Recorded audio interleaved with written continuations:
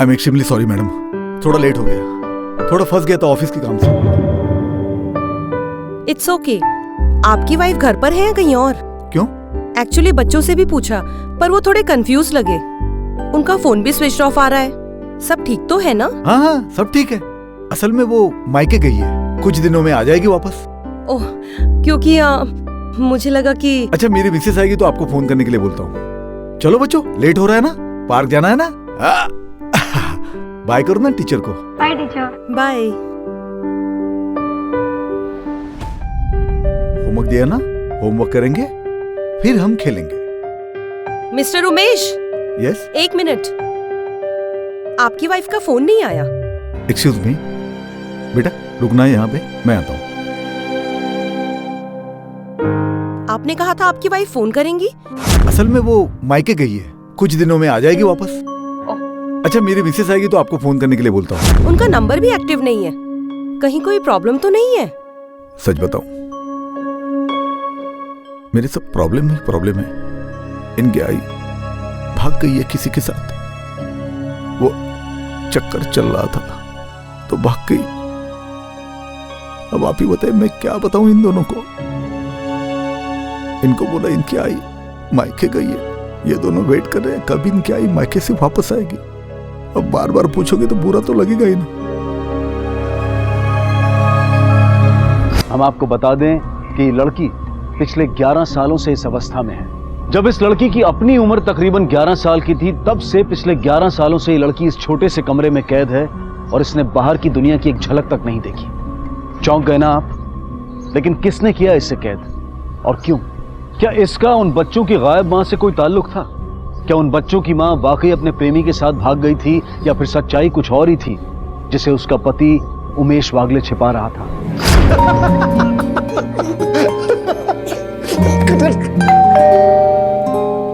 चलो तुम लोग फटाफट दूध फिनिश करो।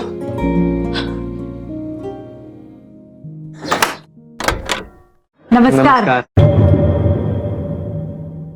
नितिन थांबा, ये रुको, अंदर मत आना। अतुल, अवनी, तुम लोग अंदर जाओ, हम लोग बाद में खेलेंगे।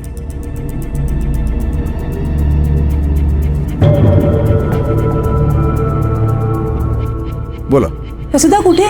भाग गई तुम्हारी वसुधा, बच्चों को छोड़ के, मुझे छोड़ के भाग गई। वैसे भागना तो तुम्हारी खानदानी फितरत है। ऐसा तो वो कर ही नहीं सकती, कितना प्यार करती है आपसे, बच्चों से। ओ भाऊ, ढोंगी थी, उसके हाथ में मेरे घर की चाबियां दे दी, बाइको बनाया उसको, और उसके बदले में उसने मुझे ये दिया। गलतफहमी हुई आप। कोई गलतफहमी नहीं है, उसको कोई अमीर जवान मिल गया होगा इसलिए औकात दिखाती उसने। बेटा नहीं, कोई बेटा बेटा नहीं है। जाओ चलो यहाँ से जाओ। पर भाऊ, कोई बात नहीं करनी मुझे, निकलो यहाँ से। भाऊ, उमेश जी, भाऊ थांबा। उमेश,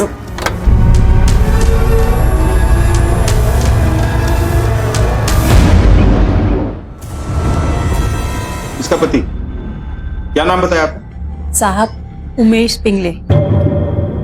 इन दोनों के बीच में सब कुछ ठीक था? मतलब कैसे रखता था उसे? बेटी के साथ कोई मारपीट ऐसा कुछ? साहब एक बात मैं आपको नक्की कहती, मेरी बेटी, माँ और बीबी दोनों की जिम्मेदारी बरोबर संभालती थी। वो ऐसा कभी कर ही नहीं सकती। पता नहीं उमेश जी ने ऐसा क्यों आरोप लगाया। कितने दिनों पहले लास्ट कांटेक्ट हुआ था? लगभग 10 दिन हुए होंगे। राणे, इनसे डिटेल्स ले लो। आइए।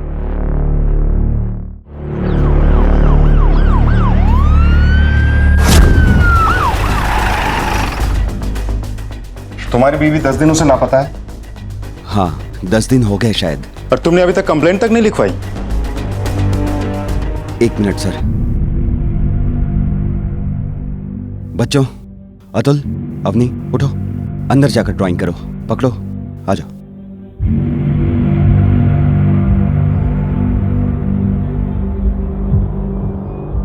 सर मैं कंप्लेंट क्या करता, वो तो खुद छोड़ के चली गई मुझे। छोड़कर मतलब? क्यों गई? भाग गई है किसी के साथ।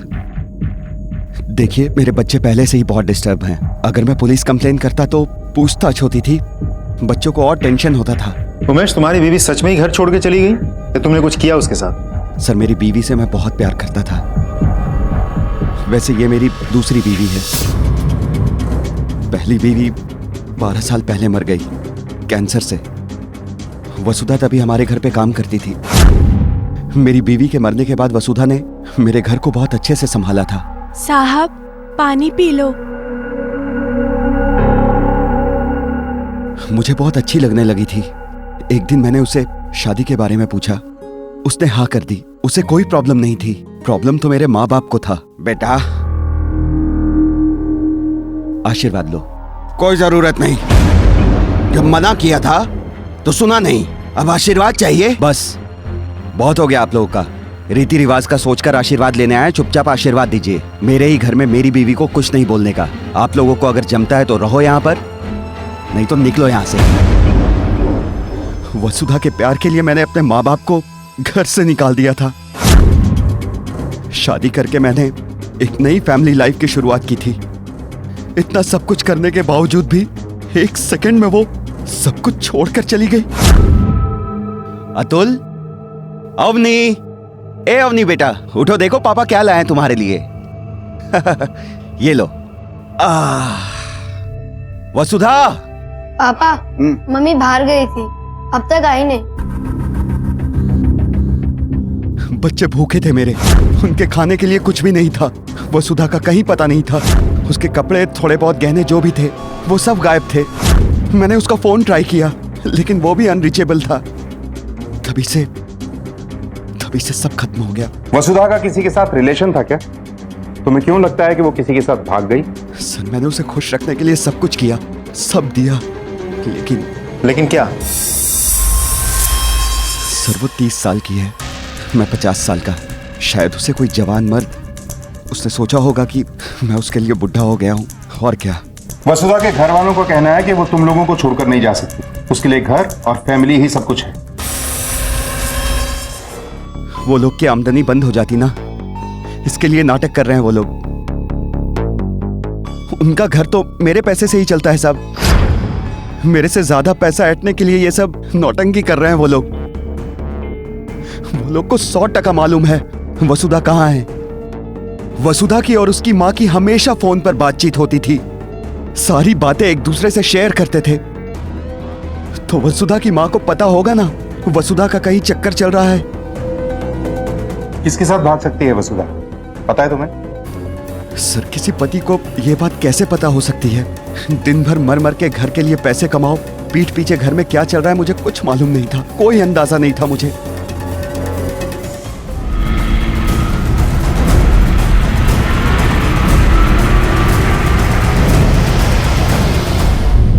वसुधा का फोन आखिरी बार जिस बस स्टॉप पर ट्रेस किया गया है वहां जाके हमने पूछताछ की, कुछ पता नहीं चला। ना कोई सुराग ना कोई इंसान, किसी ने कुछ नहीं देखा। ऐसा भी तो हो सकता है कि वसुधा का फोन वहां मौजूद था और वो नहीं, इसीलिए शायद किसी ने उसको नहीं देखा। राणे सर, इंक्वायरी करो, वसुधा और उसकी पूरी फैमिली की सारी डिटेल्स निकलवाओ। Okay sir. अवनी, उदास क्यों? आइसक्रीम खाने जाना है ना? मम्मी के पास जाना है, मुझे मम्मी की याद आ रही है। बेटा दुखी मत। मुझे मम्मी के पास जाना है, मम्मी के पास। सुनो मेरी बात, मम्मी के पास। मम्मी के पास जाना। चुप करो। मम्मी के पास।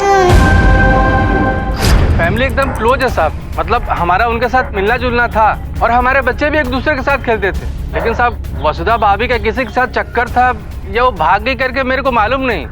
इन लोगों के घर में एक लड़का आता था, ऐसे कुछ छोटा मोटा काम करने के वास्ते 2 महीने पहले झगड़ा हो गया, बस उस लड़के ने आना जाना बंद कर दिया। हाँ साहब, बस उसी टाइम पे मैंने उमेश को गुस्से में देखा था। ये पराग कौन है? यहाँ काम करता था? एक नंबर का कमीना आदमी है वो। कुछ लोग होते ना जिनकी नजर गंदी होती है। मेरी बीवी छोड़ो, ये नन्ही सी बच्ची पर वो, इसलिए मुझे उसका गुस्सा आया।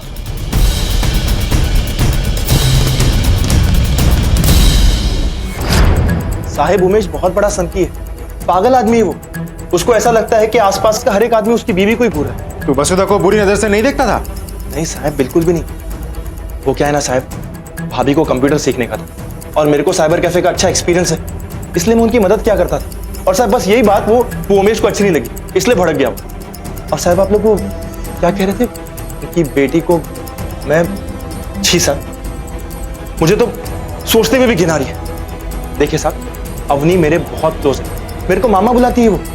आपको यकीन नहीं आता था, आप उसी से पूछती थी। ऑलरेडी पूछ चुके हैं। बेटा, आपका नाम अवनी है ना? बेटा, पराग को जानती हैं? वो जो अंकल? गंदे पराग अंकल, मुझे अच्छे नहीं लगते, मुझे उनसे डर लगता है। बड़ा शरीफ बनता है, छोटे बच्चों को बुरी नजर से देखता है। सच सच बता, तेरा अफेयर चल रहा था ना वसुधा के साथ? राणे, इसके घर की तलाशी लो, शायद वसुधा से जुड़ा कोई सुराग मिल जाए। Okay sir. पूरा घर छान मारो। Single file. Good good, very good. Atul रुको। अवनी,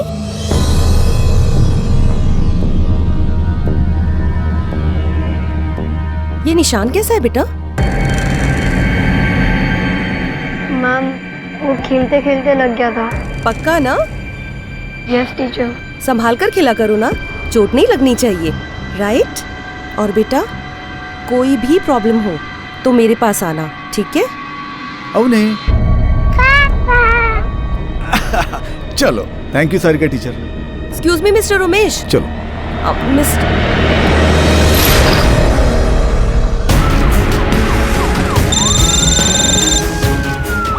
हेलो इंस्पेक्टर साहब, मैं अतुल और अवनी की टीचर सारिका बोल रही हूँ। जी बोलिए। मैंने अतुल और अवनी के गर्दन पर निशान नोटिस किए हैं। निशान? जी, ऐसे निशान जैसे किसी ने पीछे से गर्दन पर पकड़ा हो या मारा हो। दोनों ही बच्चों की गर्दन पे। दरअसल उनकी माँ भी घर में नहीं है। बच्चे भी कभी कभी डरे हुए लगते हैं, कहीं उनके फादर ने ही तो नहीं। बच्चों ने पिता या किसी का नाम लिया? एक्चुअली बच्चों ने किसी का नाम नहीं लिया। Okay, you did the right thing, thank you. Sir, Atul और अवनी के स्कूल टीचर का फोन था, कह रहे कि बच्चों के गर्दन पे निशान है, लेकिन बच्चों ने किसी का नाम नहीं लिया। बैकवर्ड, उमेश के घर ले चलो। अवनी, अरे भाई साहब, अतुल अवनी को देखा कहीं? अतुल, अरे नरेंद्र भाई, अतुल अवनी को देखा कहीं? क्या हुआ उमेश भाई? गायब हो गई, मिल नहीं रही कहीं। अच्छा, मैं भी ढूंढता हूँ। देखो ना प्लीज। अतुल, अवनी, अरे भाभी। हाँ? अतुल अवनीला बघितलं कुठे? नाही नाही, पहिले इथे कुठेतरी खेळत होते ना, क्या हुआ? अतुल, अवनी, क्या हुआ? साहब मेरे बच्चे गायब हो गए।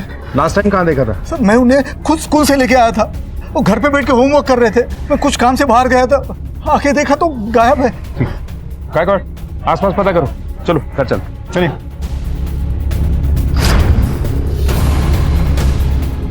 सर कुछ नहीं मिला। ठीक है, तुम बाहर देखो। मैंने आपको पता है, मैंने पूरा घर छान मारा, कोई फायदा नहीं। उमेश, ये चल क्या रहा है?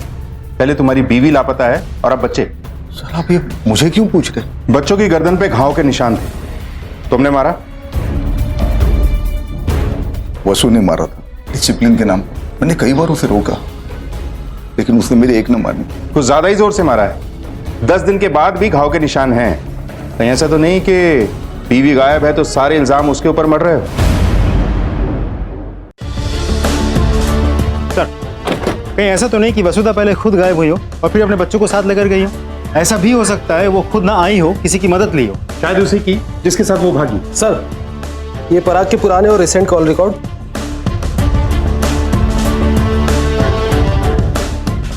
राणे, ये पराग और उमेश में झगड़ा कब हुआ? करीब 2 महीनों पहले।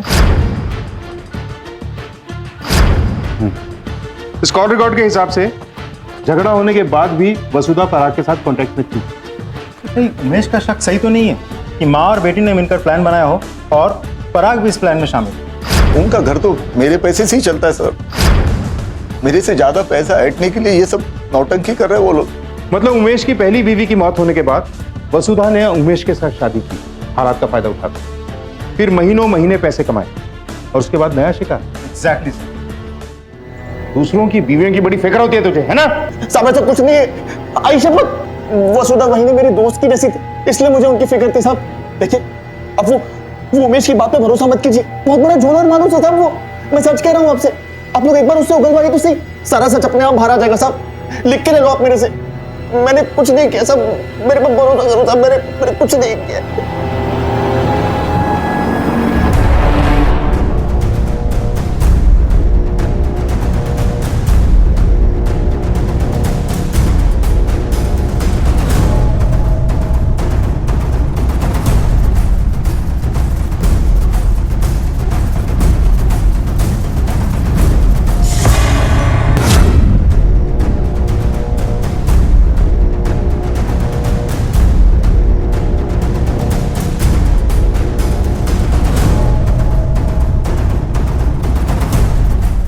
सर, उमेश का सारा सामान तो यही है, बैग, कपड़े वगैरह सब कुछ। मुझे नहीं लगता वो कहीं प्लान करके भागा होगा।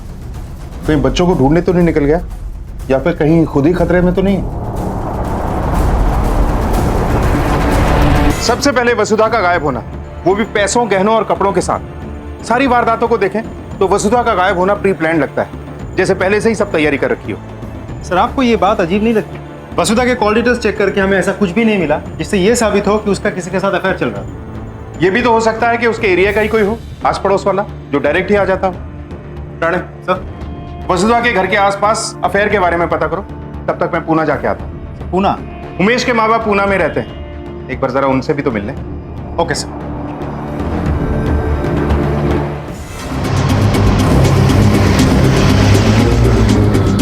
गुस्सा तो आता है सर, लेकिन अपनी औलाद है ना।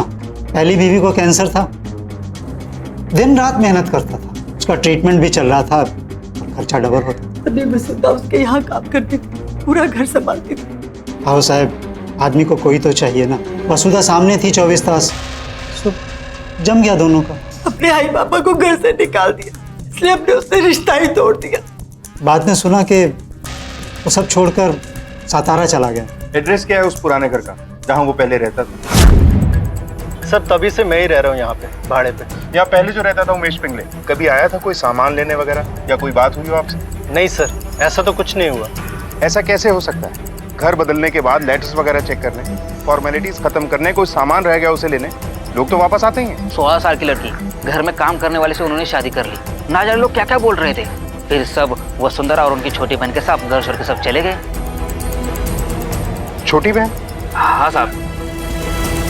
लोग अपनी आमदनी छुपाते हैं, तुमने अपनी बेटी को ही छुपा दिया। आप क्या बोल रहे हैं? कब बताएंगे आप कि आपकी एक बेटी भी है? सच क्या है हम जान चुके हैं, अब तो झूठ मत बोलिए।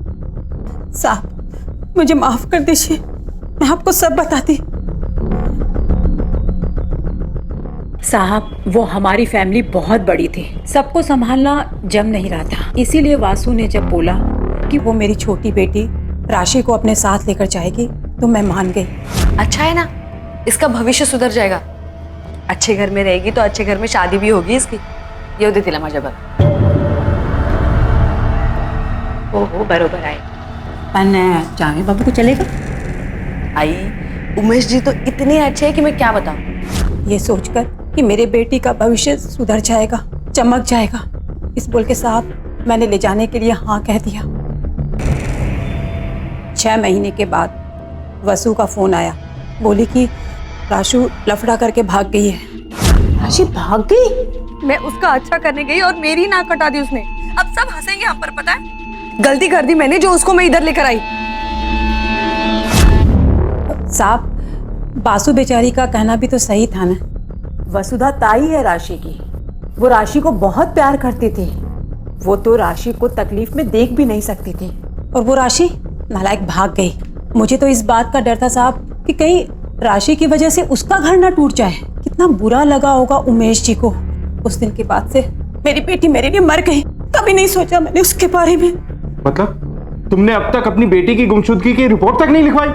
मुझे इतनी शर्म आई कि मैंने उसकी गुमशुदा की रिपोर्ट नहीं लिखवाई साहब। सर, इस केस में तो जैसे जवाब मिलने से पहले ही नए सवाल जुड़ जाते हैं। पहले वसुधा गायब, फिर उसके बच्चे, अब उसके पति उमेश। आई नो ये केस कॉम्प्लिकेटेड है, बस कोई सुराग मिलने की देरी है। सर, हमने सारे सस्पेक्ट से पूछताछ कर ली, सबके फोन रिकॉर्ड्स भी चेक कर लिए, कुछ नहीं मिला। और अब ये नई कहानी, वसुधा की छोटी बहन राशि। क्या हुआ सर, क्या सोच रहे हैं? उस दिन जब उमेश के घर में हम लोग तलाशी ले रहे थे तो कोई चीज थी जो खटकी थी। चलो।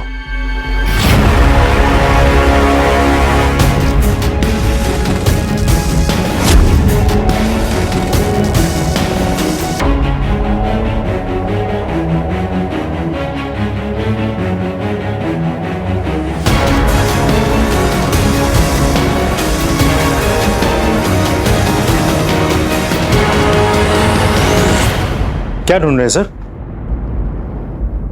ये क्यों एक छोटी बच्ची एक डायन रूम का स्केच बनाएगी?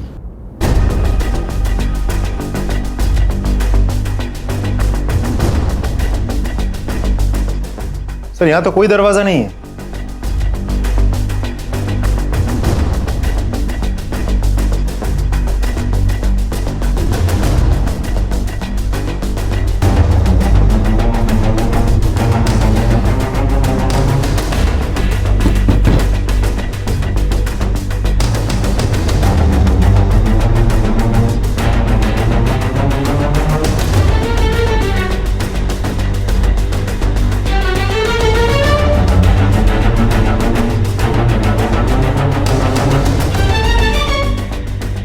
राणे सर, कबर्ड को हटाओ, पकड़ो, हटाओ इसको।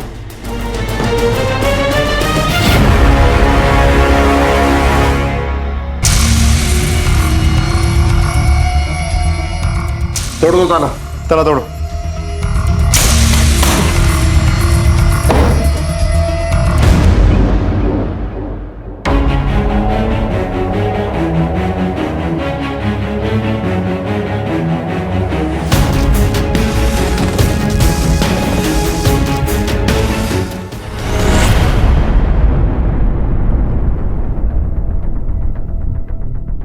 लड़की को फिजिकली बहुत अब्यूज किया गया है, लिटरली कई सालों से।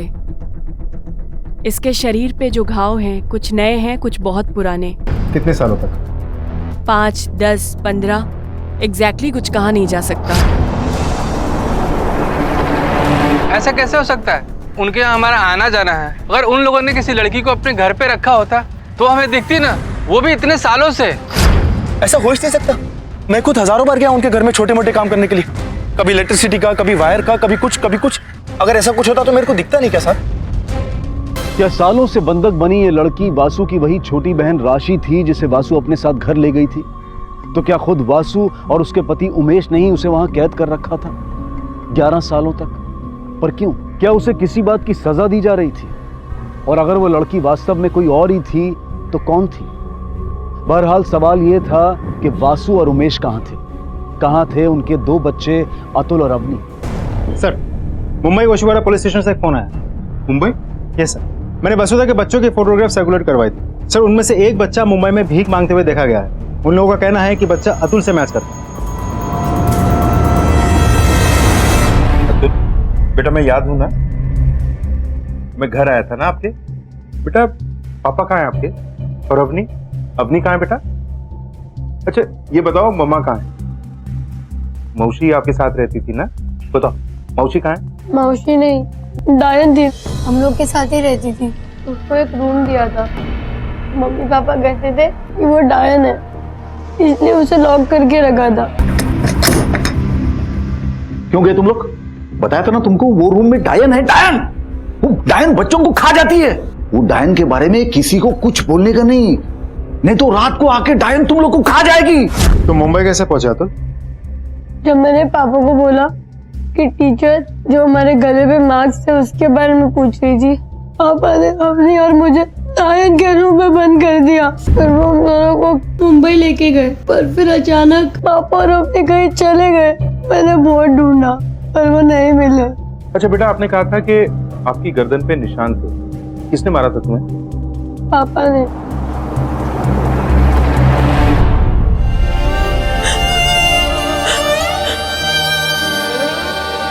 राशु, राशु देख, ये आई, ये तेरा भाऊ नितिन, पहचान इसको। राशु देख, ताई याद है तू मेरे को चिंता के बोल। ताई राशु तुझे याद है ना, तेरी बासु ताई तुझे लेकर गई थी, उस दिन तू खूब रोई थी, तेरे को जाने का नहीं था, तू गाँव में रहना चाहती थी, याद है ना राशु? बासु इसको लेके जा। मेरे बच्चे।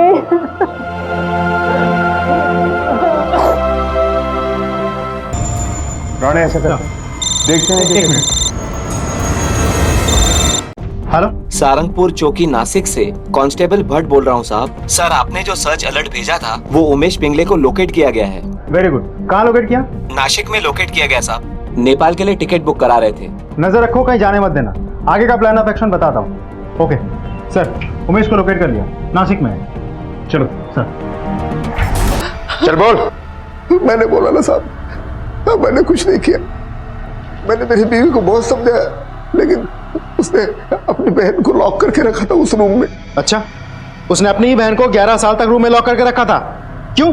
वो जलती थी, क्योंकि राशि जवान थी ना। जलती वो थी, रूम में उसने लॉक किया था, तो तू क्यों भागा? मैं डर गया था साहब, मेरी जान को, मेरे बच्चों की जान को खतरा था। किससे? वसुधा से। कहानी बनाना बंद कर। तू जानता है ना वसुधा कहाँ है? चल बता, राशि को बंद करके क्यों रखा था? हाँ, आपको बोला ना, मैंने नहीं, वसुधा ने बंद करके रखा था क्योंकि जलती थी वो उससे। हमें एक बार, सिर्फ एक बार मेरे अतुल से मेरी मुलाकात करवा दो साहब। पहले तू सच बोल। मारा से झूठ बोल रहे हैं 100%। समझ में नहीं आता प्रूफ कैसे करें। मुझे तो लगता है सुमेश ने वसुधा को मारा है, लेकिन इसे साबित करने के लिए भी कम से कम वसुधा की बॉडी का मिलना बहुत जरूरी है।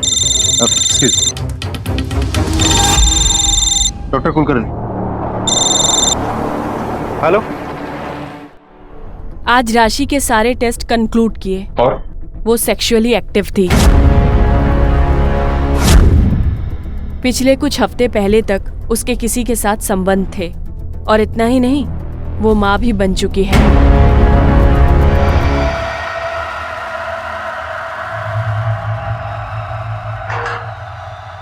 देख,